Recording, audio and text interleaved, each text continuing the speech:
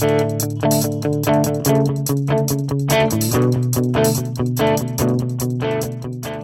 to Pedo Teeth Talk, brought to you by the American Academy of Pediatric Dentistry, a show that delivers cutting-edge ideas for the professional specializing in pediatric dentistry and promotes the highest standards of patient care with today's top experts in the field. Now here's your host, Dr. Joel Berg.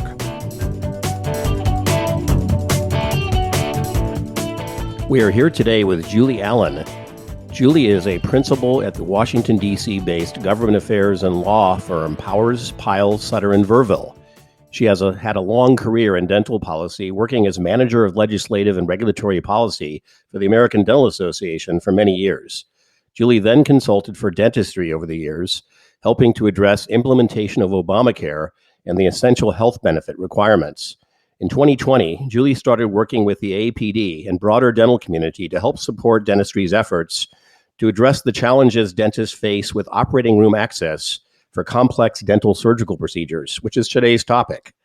Julie and her team helped identify the specific coding challenges and reimbursement limits that are at the heart of this problem, primarily affecting children covered by Medicaid.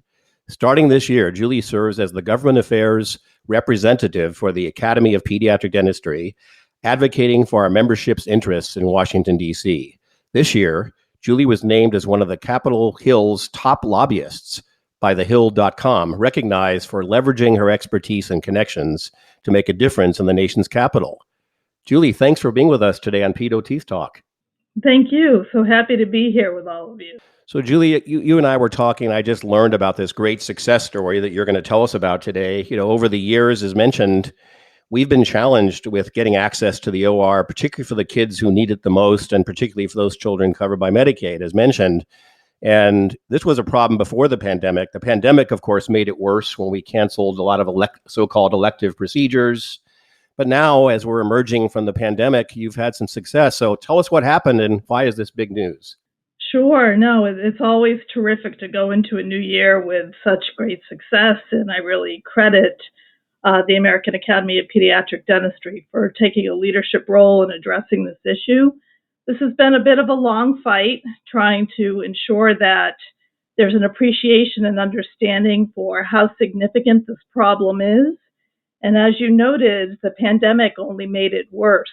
So we are seeing children face extremely long wait times before they're able to access the dental surgeries that they need, if they're even able to access them. And what we've needed the federal government to appreciate is the significance in terms of what this means for addressing health disparities, kids having extremely long wait times, with dentists being unable to really do anything other than to provide a Band-Aid approach to fixing this issue.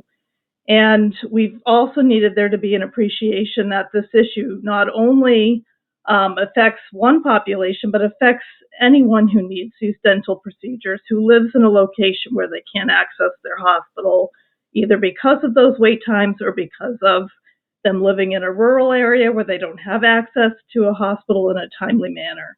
So, in terms of the success, we have seen a turnaround, which took about 3 years to make happen, with the federal government starting to make some changes that will allow hospitals to more readily accept these cases. So how did this occur? We always talk about behind the scenes, some people call it sausage making that occurs in DC. Is this an example of some sausage making? And what did it take specifically to get this accomplished? The behind the scenes view.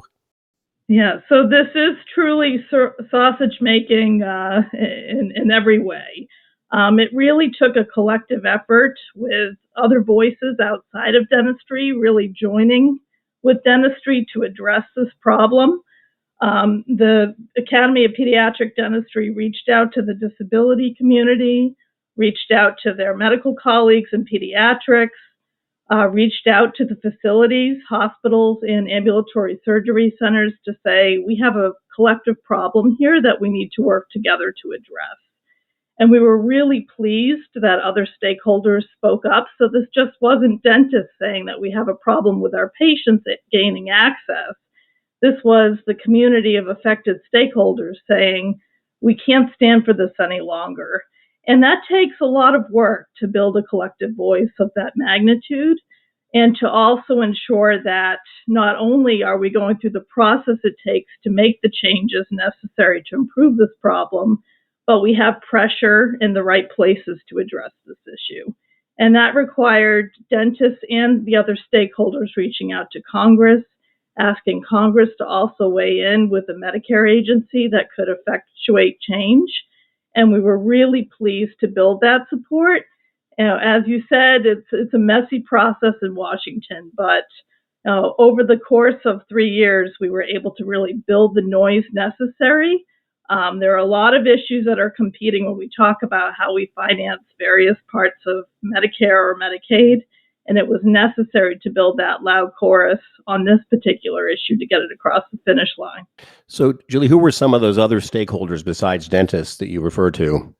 Sure. So the disability community in particular, because when we're really looking at who is really facing the most extensive disparities when it comes to necessary dental surgeries, it's kids with disabilities and those with special needs, and including the frail elderly under Medicare who otherwise would not have access to these surgeries either.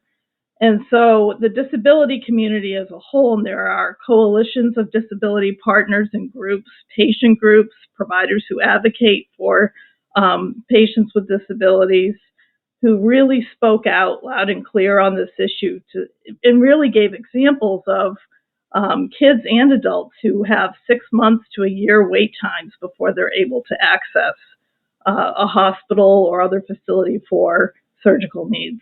So specifically, tell our audience, what exactly is the change? What does it mean specifically in terms of codes, reimbursement, that kind of thing? And then we'll talk about implementation of it afterwards. Sure. So specifically, and sometimes this doesn't always make sense to folks when we're talking about different payment systems. So we know in pediatrics, we have a challenge, particularly under Medicaid, in children who are served under Medicaid receiving access to these surgical procedures. But many states follow the Medicare billing system when it comes to how they pay for these kinds of services. And what we had here was a challenge in relation to how facilities are being paid for these services. So when we look at a hospital, for example, hospitals have to make decisions around who is going to fill their operating rooms with their surgical procedures. And we had a situation here where in dentistry for dental rehabilitative surgical procedures, the reimbursement rate that has currently been existing on the books was around $200. So when we're talking about a very complex type of surgical procedure that can take multiple hours, and a hospital has to make a decision as to whether to allow their operating room time for dental procedures that are reimbursed at that level versus other procedures where the reimbursement could be significantly higher, they're going to make certain choices.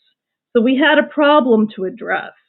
The issue here is that the coding and the reimbursement associated with that coding is done under the Medicare system. All right, so there's a CPT code for different types of procedures. There's a reimbursement associated with that, and that is all managed through Medicare. Well, we needed to make a fix that would address not only the needs for Medicare patients, but for Medicaid patients as well, and we want consideration for those under commercial coverage. And all other types of insurers tend to follow the Medicare system. So we had to advocate for a change in the code, and we had been pushing for a long time for a new code that truly recognized what these procedures represent and an appropriate reimbursement rate associated with that. And after a very long, hard battle with the agency that's responsible for setting forward new codes and their reimbursement, they finally agreed to do what the dental community and the stakeholder partners have been asking for. So a new code has been set up for the first time. It goes into effect on January 1, 2023. And that new code will represent dental rehabilitative surgical procedures that are covered under Medicare. And there's a new reimbursement rate that increases that rate from around $200 to just around $2,000. What a dramatic difference. It's pretty exciting for all of us. When you talk about, I think you said sort of a challenge, a fight in the agency, how much of the work, and I don't want to go back into the sausage making, it's very interesting, and maybe we could do more on that another time, but how much of the work that you did and the team, the coalition of stakeholders, was within the agency in that fight versus pushed down to the agency from the legislature? Does that make sense? Yeah. Absolutely. I know, and it's a great question. We really had to run parallel tracks in advocating for this change. The Centers for Medicare and Medicaid Services, again, which is responsible for addressing this new code and putting it into place, could have made that decision on their own. And there's a whole extensive rulemaking process that goes on to contribute to having an agency make that decision. It was very clear that the agency understood our concerns, but to get them to ratchet this up in terms of a level of priority among all of the many other areas that they pay for under Medicare took a political push.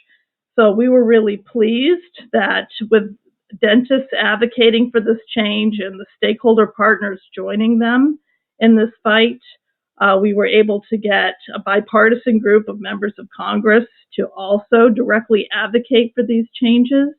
They made the request more than one time and really making a push. They went so far as to file a formal request as part of the regulatory process where Medicare considers specific comments. They worked with the dental community to do that. And we had, again, bipartisan leadership on this issue. So this wasn't a matter of whether Republicans support it or Democrats support it. Members of Congress really spoke up loud and clear, particularly those who represent states with rural demographics where they have many patients who were really limited in their ability to access these procedures. We will now pause for a word from our sponsor. Do you need additional CE hours but don't have time to travel to courses? Did you attend the annual session and want to listen to the audio recordings? Check out AAPD's Education Passport, an online learning center, where you can earn CE and listen to audio recordings from all of our continuing education courses and more. Visit educationpassport.aapd.org.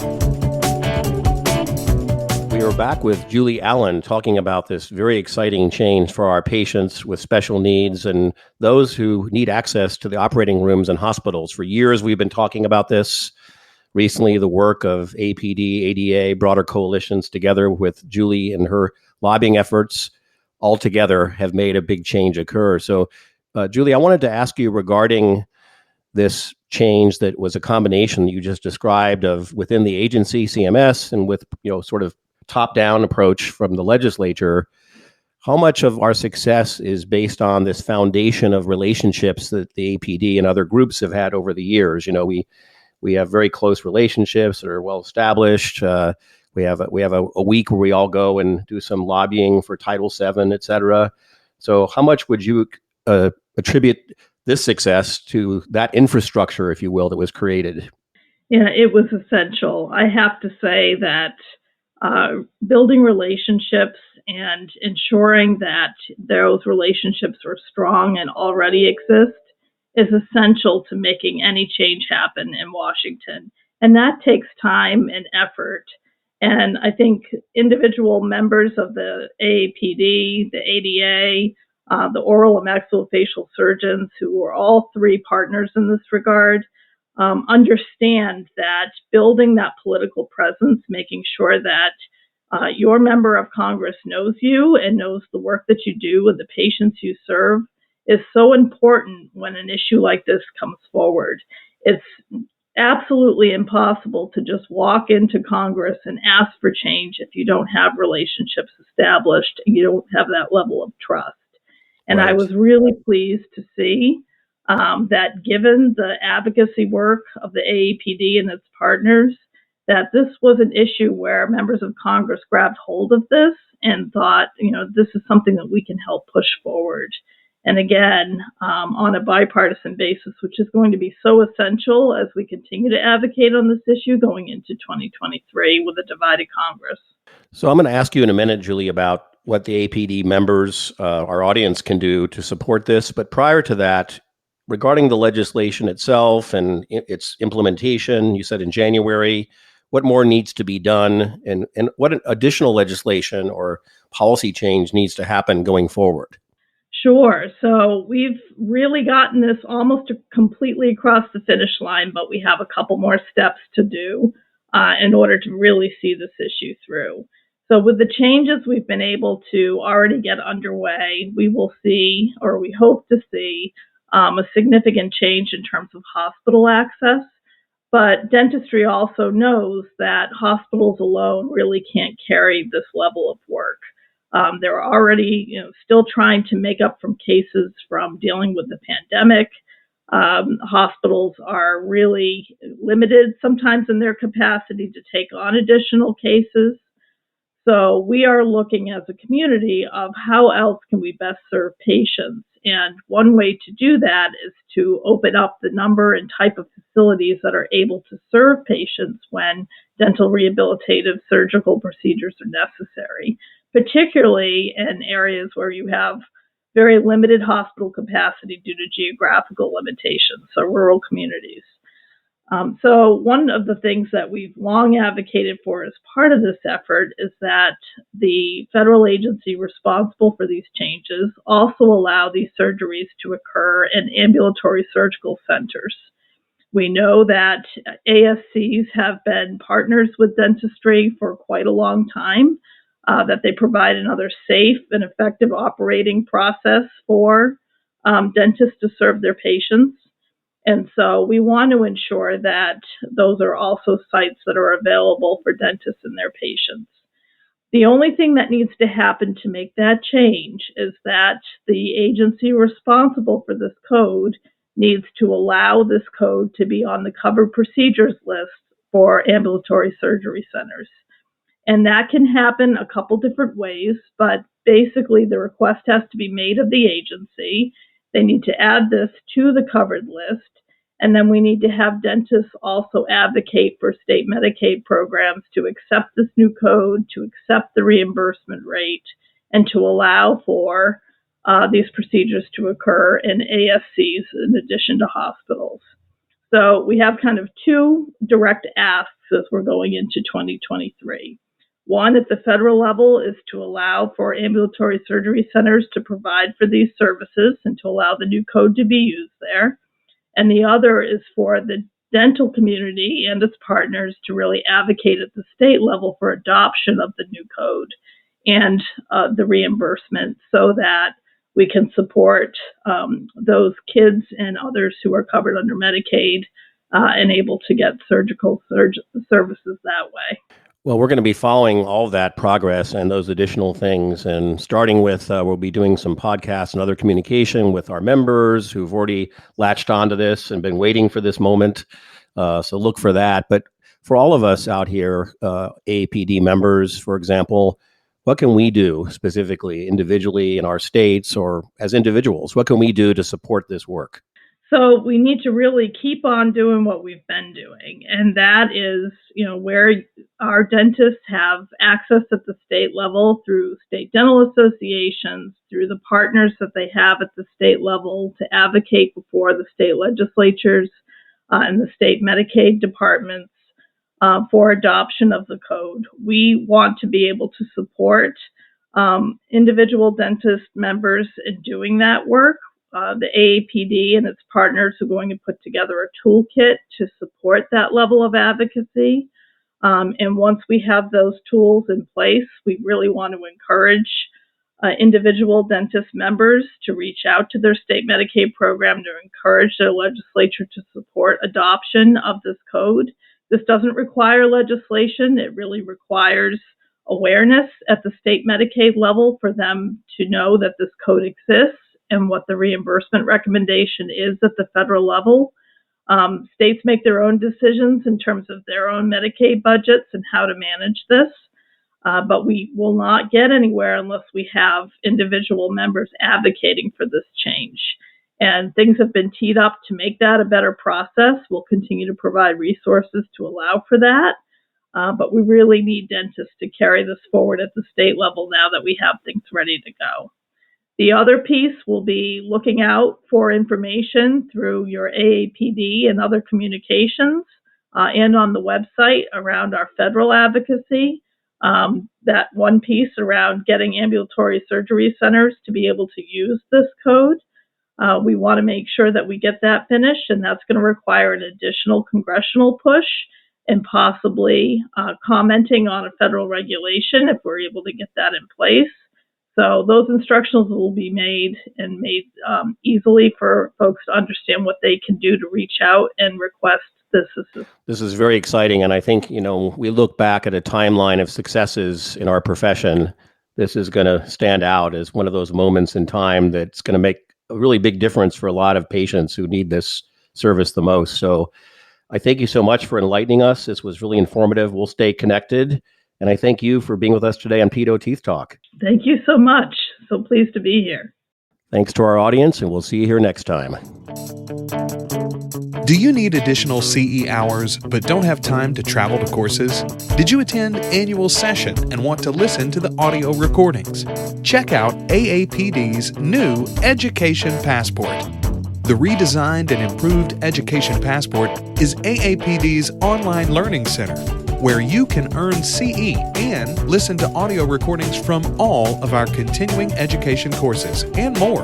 Visit educationpassport.aapd.org for more information. For 10% off any product, use discount code TEETHTALK in the Education Passport store. Pedo Teeth Talk is the show that delivers cutting-edge ideas for the professionals specializing in pediatric dentistry. Be sure to check out previous episodes of Pedo Teeth Talk, as well as our other podcast platform, Newly Erupted. All previous episodes are available on our website. We welcome your ideas for future shows and guests. For more information on the American Academy of Pediatric Dentistry, visit aapd.org.